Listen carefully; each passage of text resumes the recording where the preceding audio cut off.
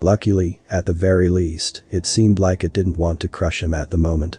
For now, it seemed content to just loudly follow Tommel through the woods.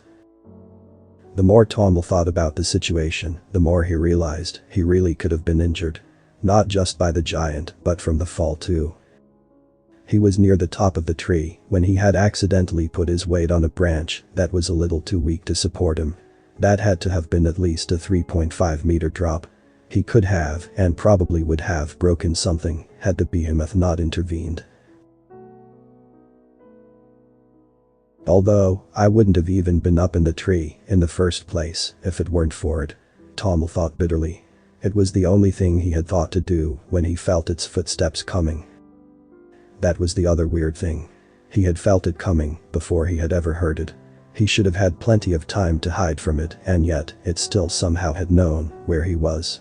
He shuddered involuntarily at the thought of how it had suddenly stopped, turned, and seemingly looked right up at him in the tree. Even though he was certain he had been completely silent. The more Tommel thought about it, the less it made sense. So, he tried to focus on something else. Like the time. Finally noticing how low the sun was getting, his shoulders stiffened. When had it gotten so late? At this rate, he wasn't going to be home until well after dark. Ugh, Mom is going to give me a lecture to end all lectures when I get home. He thought dejectedly. Wait. Tommel had a moment of panicked realization that hit him like a fully loaded tractor flying down a hill. What were his parents going to say? Never mind what they'd say. What would the giant do to his family? It had been tame enough with him, but there was no telling what it'd do if it felt outnumbered or something. Tommel turned his head to peek at the being again. It didn't seem to notice him. Its eyes were fixated on the ground in front of it, and it had one of its two arms raised to its chin. He had noticed it before, but it struck him again in that moment. The monster didn't really look all that monstrous. Sure, it was missing a set of arms, was much wider and stockier than him, and was tall enough that it probably wouldn't even fit into the house. But its overall form was at least recognizable. A head, arms, and legs, all in the right places for the most part. Although, its hair seemed to only be on the very top of its head and was longer than Tommel's. Maybe that's what feels wrong about it. Tommel realized that its face was pretty unusual. Its eyes were small and oddly shaped, set close together and right on the front of its head.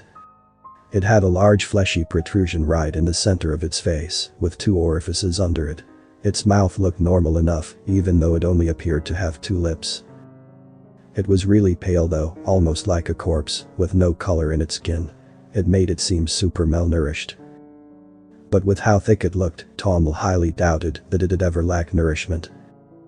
What did it even eat to get that big? He didn't like where this train of thought was taking him, since he was still heading toward his house, where his family was. Tommel shuddered and weighed his options. Maybe, if he bolted for it, he could outlast it.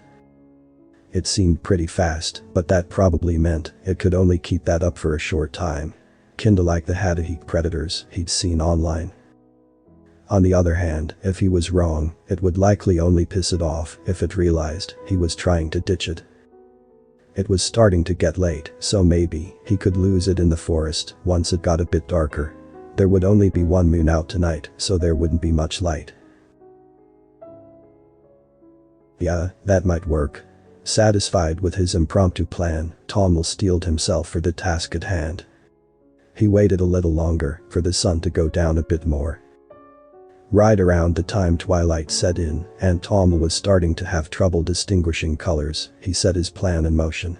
He turned sharply around one of the larger boulders on the forest floor, breaking line of sight with the giant, and started sprinting like he had never sprinted before. Even in the dim light, he was still able to make out most of the obstacles in his way as he weaved in and out of the trees and underbrush. Humping his arms in sync with his legs, Tommel flexed his running prowess as he tore through the forest. He wasn't considered the fastest in his friend group for nothing. Soon, all Tommel could hear was the blood pumping in his ears, feeling nothing but the burn of his muscles as he forced them to work harder and harder. Glancing quickly over his shoulder, Tommel didn't see the giant anymore. Grinning, he continued his pace, putting as much distance between it and him as possible. And it seemed like it was working. At least, at first.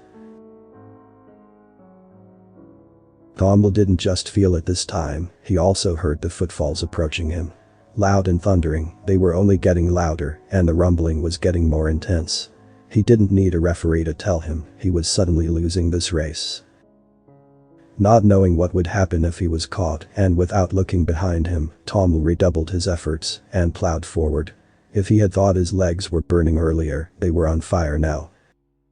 He was breathing hard, feeling his inlet starting to ache from overuse, and having trouble getting enough air to feed his aching muscles as the minutes wore on.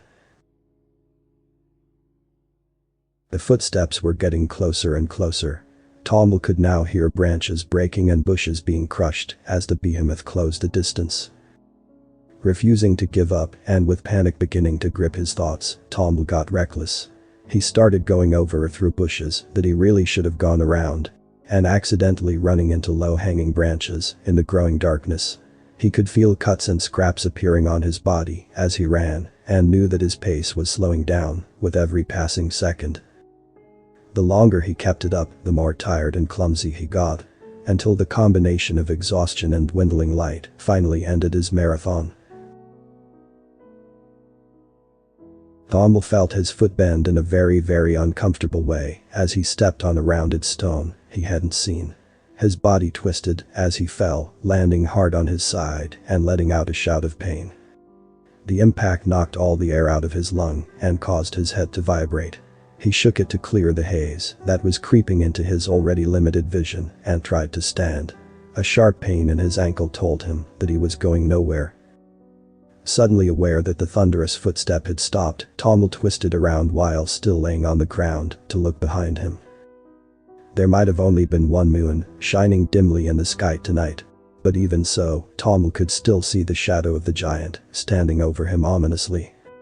Its breathing was heavy and strangely seemed to go in and out of its mouth.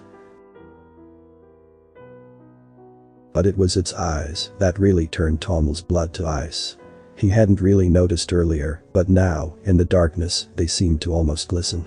White as a corpse, they were reflecting the pale moonlight that managed to break through the leafy canopy.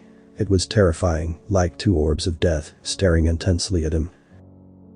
The monster took its step forward and spoke in its harsh tongue. "Well, that's it, isn't it?" Tommel was breathing fast, but couldn't bring himself to move. It took another step, still speaking in its deep, grating voice. "I'm going to die without having ever asked a girl out." Tommel wasn't sure why that was the first thing that came to his mind. Out of all the experiences that he was about to be deprived of, why was that the thing he focused on?